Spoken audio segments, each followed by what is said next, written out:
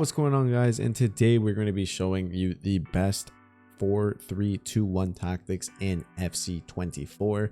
These tactics are the best in the game, in my opinion, the most attacking. So if you're struggling to score goals, these tactics are for you, but they're also not like terrible on defense.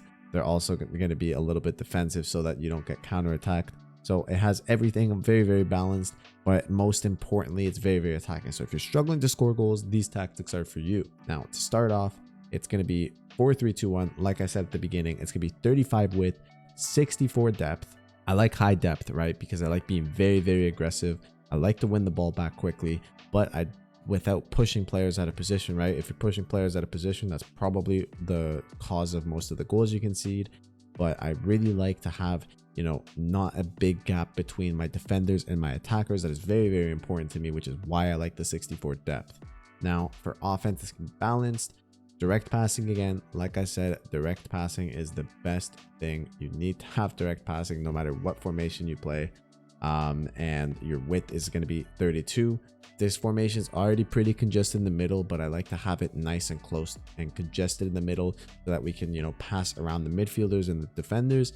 And also because in this set of tactics, we're going to have our left back and our right back overlapping constantly up the field. Now, players in the box, we're going to have 7.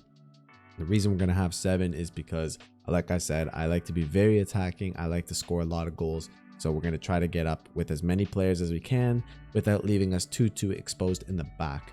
I am a very good defender as well. So if you're not as strong as a defender, you struggle a little bit getting counterattacked, maybe move this by 1 tick. I wouldn't say 2 because this might be too defensive, but try to move it just 1 tick and see if that changes anything. Now for corners, I'm going to do 2 because I'm very, very bad at corners. I get countered from them a lot. So I'm just going to keep it with 2 bars. Same thing with free kicks. I'm very bad at them. I'm just going to keep it 2 bars. You guys choose which one you like. If you're just bad at them like me, just do 2 bars. If you're very good at them, you know what you're doing and I trust you. Now moving in. So very, very important. You need a midfield 3. Zico's a little bit more on the attacking side, but he works because he does have 62 defending. But ideally, you want to have 3 midfielders. Before, I said you could have 4 attackers, and you can still have 4 attackers. But if you really want to have a very balanced and attacking and defensive team, what I've seen many pros do and what I have done as well, and in many competitions, is they have 3 full midfielders. So whether that's De Bruyne here, team of the year, Bruno, and like Xavi's very good, team of the year Xavi, right? They have 3 midfielders, 3 kind of box-to-box midfielders. I still recommend that if you guys struggle defending, still have a player like Hullet, or have a player that like Vieira, Bellingham, that wins the ball back as your central defensive midfielder. And then have your left center mid and your right center mid as box-to-box midfielders. I think your left center mid should be the more attacking one, in my opinion, but the right center mid should be also attacking. So I know a lot of people have Bruno. Bruno would be very, very good in this position. And I have Sawa here, but on my road to glory, I have Sawa as my left center mid because I already have another box-to-box midfielder. I think it's Modric right now. So that's what I recommend. That is the biggest difference that I would say from like the new patch. Is I think this is the best that you can do for your midfield on defense and also while attacking, right? Zico works, so if you have Zico, put Zico here, is very good, and he does win the ball back a lot for me, so very, very useful for that as well.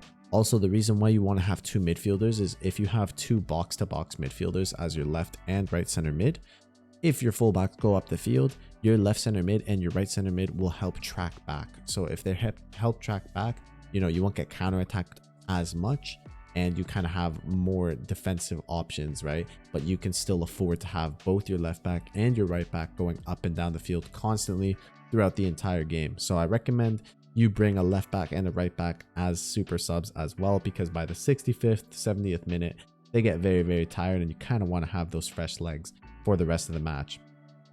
And now let's get straight into the actual tactics, the player instructions. So to start off, the striker is going to be stay central, get in behind. Personally, I like having a small striker. I love Mia Hamm. I mean, if you've seen any of my TikTok clips, any of that kind of stuff, YouTube reels, stuff like that, I love Mia Hamm. Mia Hamm is amazing. I love power shot plus playstyle, right? But even if I didn't have Mia Hamm here and I had any other player, I prefer to have a small player as my striker because they move around very, very well. And then I like my left forward and my right forward to be, you know, more stocky because they're going to be the ones running in behind defenders. They're going to be the ones who need to body defenders, that kind of stuff, right? Whereas my striker really needs to be able to turn quickly so that they can open up that space to get a shot a lot of times, right? I also recommend, right, I can't show you this right now, but when you're in game, hit down on the D-pad. So on your controller, hit the down and then hit up, and that will make your striker drop back. Now that is very good for defensive tactics as well, right? Because your striker is going to come back, kind of poke around the midfield a little bit, right? Poke around, try to take the ball off them. But most importantly is Mia Hamm, especially, she's an outlet pass. So when I'm attacking, she drops into the space and you have that open pass, especially against opponents who are high pressing you. You will come closer and like kind of get away from the center backs and be a supporting, like kind of like, it's almost like you have that, you know, like come back or come short, like play like into it's a support run, right? I think it's a support run. I can't remember what it is. No, it's not a support run, but you know which one I'm talking about, that you can come short, right? It's kind of like she does that. So very, very good in transition play.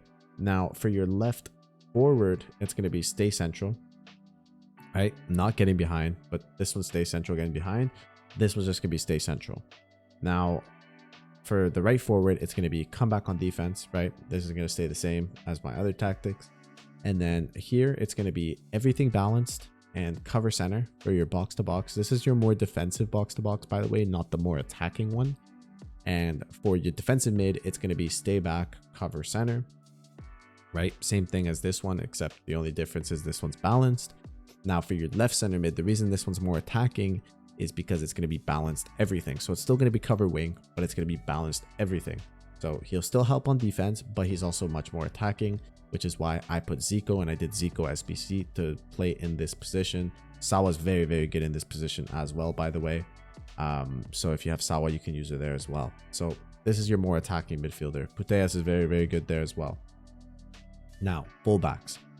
You can change this one depending on how you like the formation. You can also mirror the formation. I always talk about that when I play the 4-3-2-1 to, like, if it suits you more and you want Mbappe to be the more attacking one and have Courtois the more defensive player, right?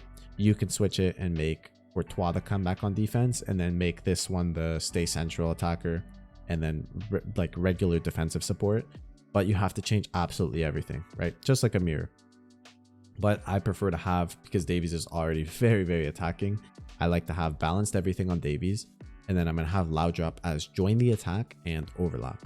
Now, you might think, oh, like, don't you get counterattack if you have both your left backs? Yes, you can.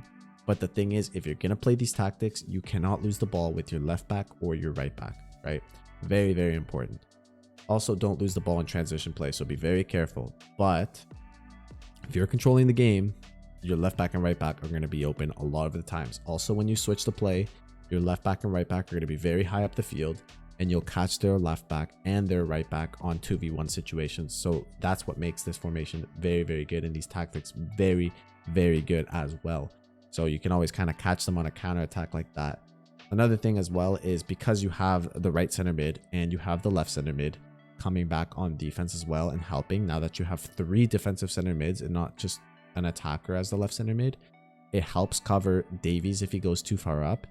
Zico will come back and kind of help like defend that, and Sawa will do the same thing when Laudrup gets a little bit too high up the field, right?